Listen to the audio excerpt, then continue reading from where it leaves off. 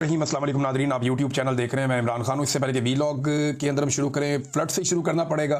अलीमा खान साहिबा ने कुछ बातें की हैं, लेकिन पहले मैं ये बता दूं, जिन लोगों ने नहीं सुना वो ये जान लें कि पाकिस्तान में जो सैलाब मुतासरीन हैं उन्हें हम सब की मदद की ज़रूरत है।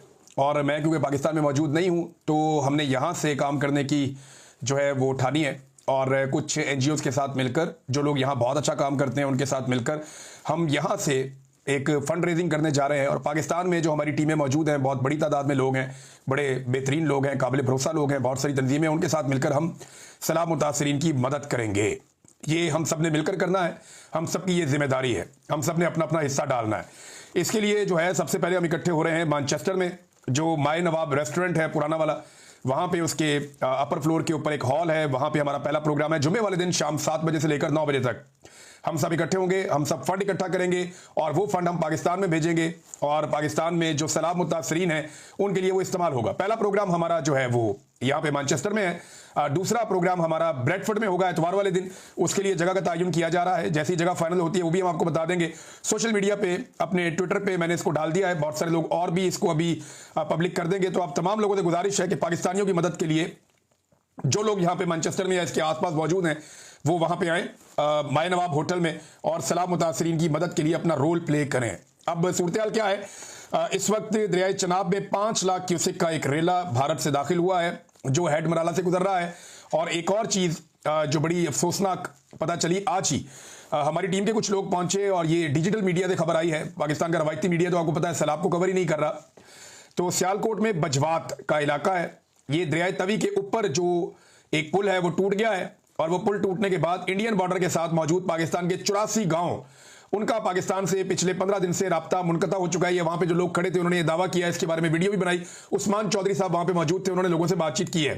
वो बड़ी मुश्किल में है लोग, उन तक इमदाद पहुंचाने के लिए कश्तियां चाहिए, उन तक इमदाद पहुंचाने के लिए बेड़ियां चाहिए, और कुछ रास्ते जो है वो बहुत दूर है और लगातार बारिश जो है वो होती रहती है और पानी का बहाव बहुत तेज है, तो इसलिए बहुत सारी मुश्किलात है। 2 लाख की आबादी है जो उस तरफ मौजूद है, मकामी लोगों ने जो बताया उसके मुताबिक।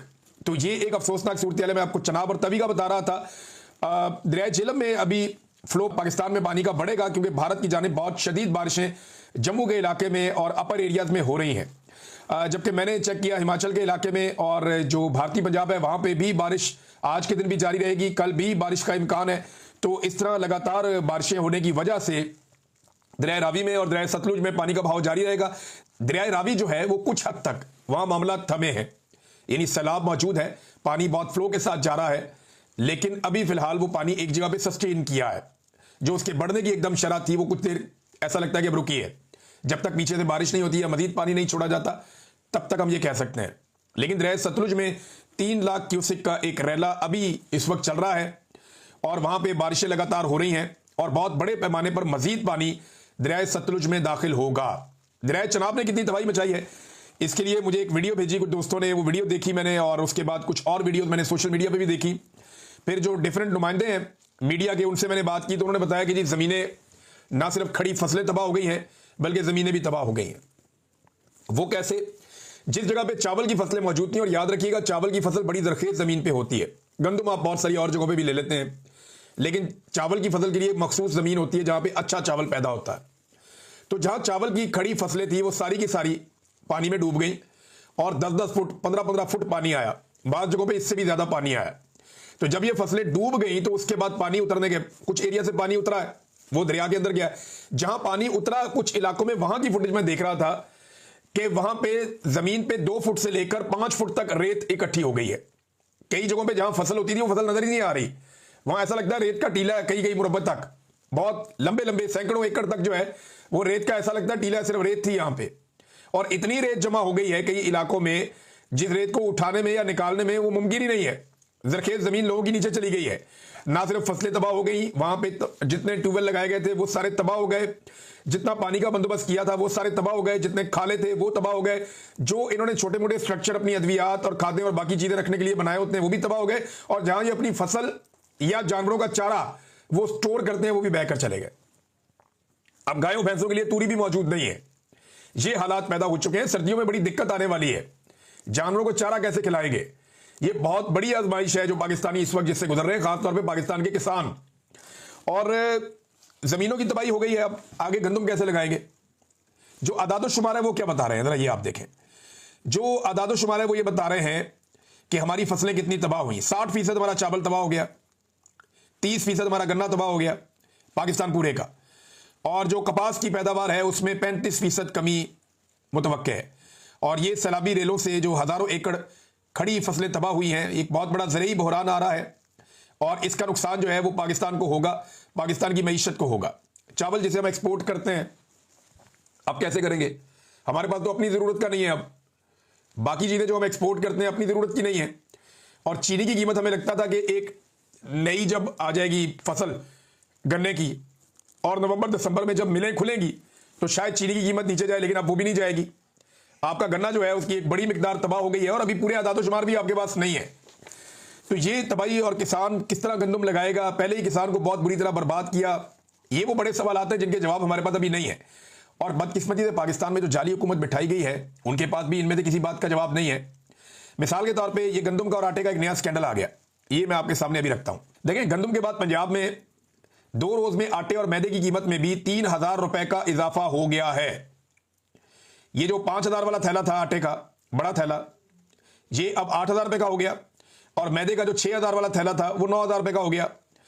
और ये बाकायदा जर्नलिस्ट इसको रिपोर्ट कर रहे हैं पाकिस्तान में से, और किसानों के ऊपर ये मुकदमे दर्ज करते थे, जी आपने महंगी गंदम बेच दी है, किसानों को जो है पर्चे हो रहे हैं, FIR हो रही है, परेशान किया जा रहा है, हिरासा किया जा रहा है। लेकिन आज माफिया गंदम रख के बैठा हुआ तो कोई नहीं पूछ रहा। दुनिया का वो कौन सा कारोबार है जहां पे पैसा दुगना हो जाता है 2 महीने में?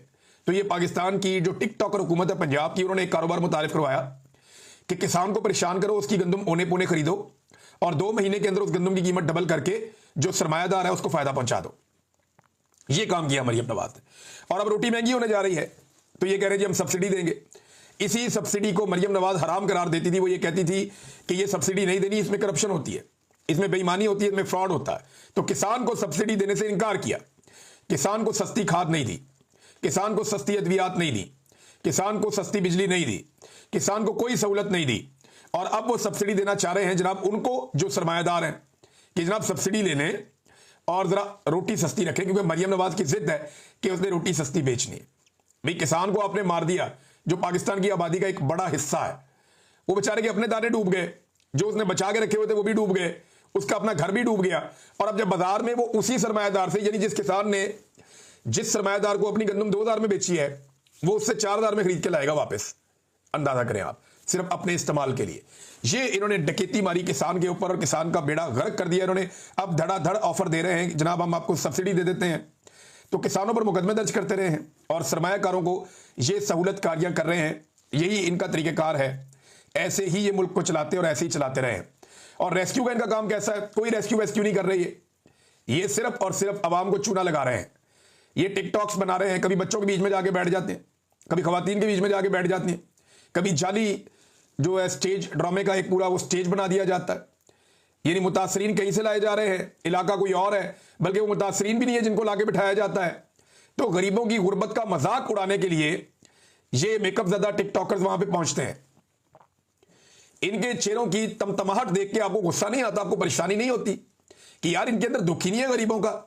ये बैठे उनकी गुर्बत का मजाक उड़ा रहे हैं, कोई उन्हें खिलौने दिखा रहा है, कोई उन्हें खाना खिला रहा है, कोई भाई ये सारे काम आपको करने हैं, लेकिन आप टिकटॉक्स बनाने में आपकी तवज्जो ज्यादा है। इस वक्त लोग डूब रहे हैं, जो लोग डूब रहे हैं उनके लिए आपने क्या किया? लोग लगातार बता रहे हैं मैं वो विजुअल प्ले नहीं कर सकता, लोग ऐसी गालियां दे रहे हैं और इतने परेशान हैं। 20% लोगों तक भी ये लोग नहीं पहुंच सके। ये चीजें, ये टिकटॉक्स, ये वीडियोबाजी ये तब अच्छी लगती है जब आपने बहुत अच्छा और बड़ा रिलीफ ऑपरेशन किया हो।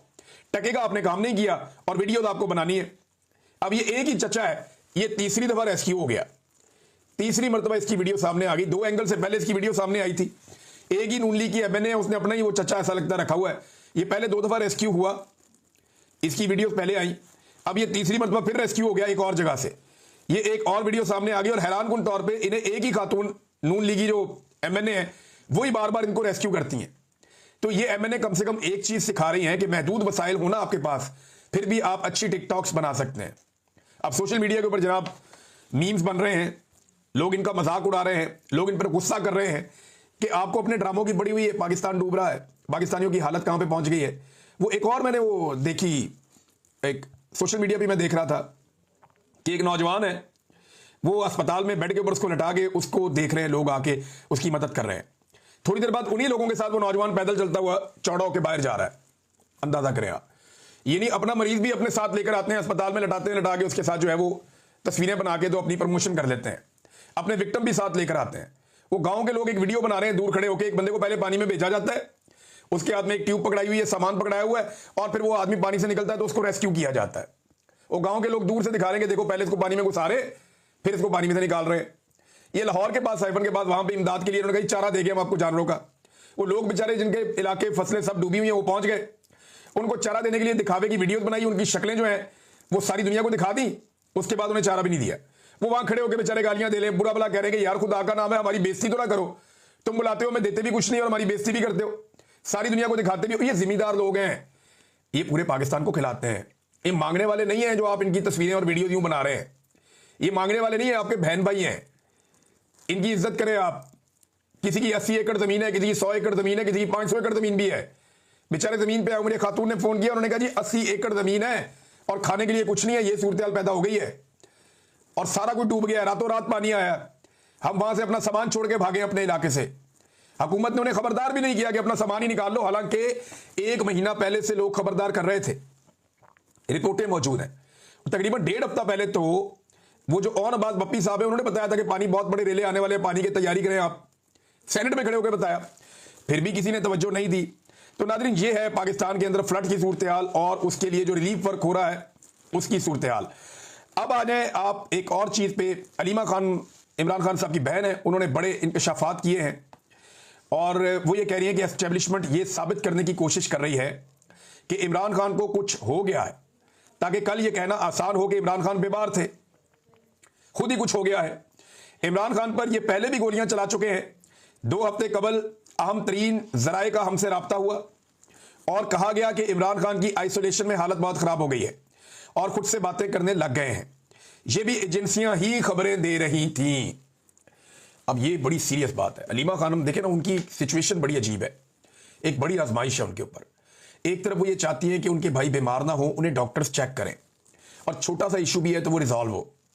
जो इमरान खान के अपने डॉक्टर्स हैं वो इन्हें चेक करें ताकि इमरान खान खुद भी और उनकी फैमिली भी मुतमईन रहे कि इमरान खान साहब जो हैं वो रूबा सेहत है, उनके साथ प्रॉब्लम कोई नहीं है, उनकी जान खतरे में नहीं है। एक तरफ उन्हें यह कहने के लिए भी बार बार कहना पड़ता है कि उनके डॉक्टर को मिलवाएं, उनको चेक करवाएं, उनको आइसोलेट किया जा रहा है, उनकी सेहत के अंदर इश्यूज भी बाद होगा छोटे मोटे आते हैं, ये बताते भी हैं। लेकिन सेम टाइम में इनका प्रॉब्लम यह भी है कि ये भी नहीं कह सकते कि इमरान खान बीमार हो रहे हैं और वो ये किसी को कहने भी नहीं देते। साथ में ये भी बताते हैं कि इमरान खान डटा हुआ है, वो बीमार नहीं है, उसे कुछ ऐसा नहीं हो रहा जिसकी वजह से कोई ये कहे कि उसकी जान खतरे में है। ये बड़ी आजमाइश है, वो इसके बीच में बैलेंस करती हैं उनकी बहनें।